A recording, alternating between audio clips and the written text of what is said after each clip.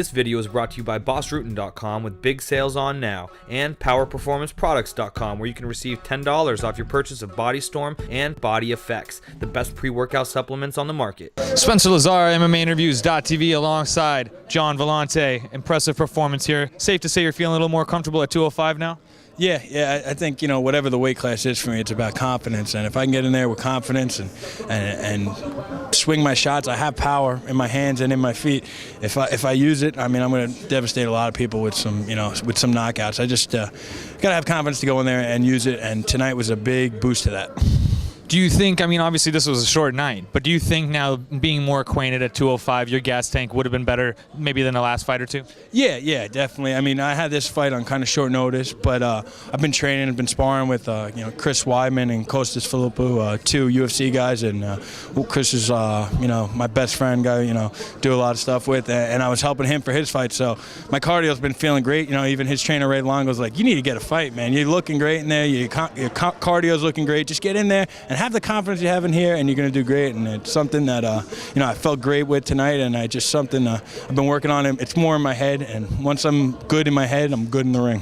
Have you seen a replay yet, or did you see it on the screen? Did you think maybe it was an early stoppage at all, or were you surprised? The only reason I would say it might have been early is because he held on to my leg while I was trying to celebrate. But either way, he had my leg in a position where he wasn't doing any danger to it, so I would have just kept hammering him there, and there was no defense to it. So, he went limp, and his hands went from on my legs to on the mat, and to me that was him going limp. But either way, I just think if they would have let it keep going a little bit longer, it was just a shot where he was kind of defenseless. So, is that necessary? Either way, I would have liked to kept hitting him. Something about the guy is a little cocky to me, but either way, it was a good fight for me. Yeah, they do call him hot sauce. I guess there's a reason why. Yeah. So, who out there is next for you? What would you like to test yourself?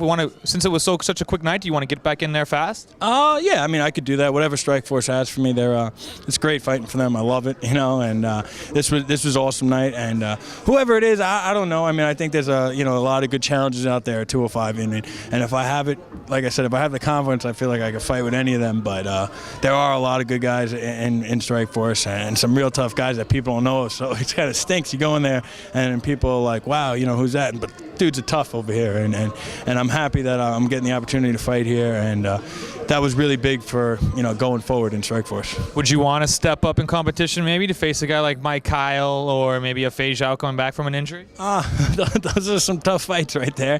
But yeah, I guess it would have to be something more than 3 weeks notice, because those are some real tough guys right there, and I'd want to prepare for them. But yeah, I don't see why not. Those are tough guys, but I think this was a step up for me.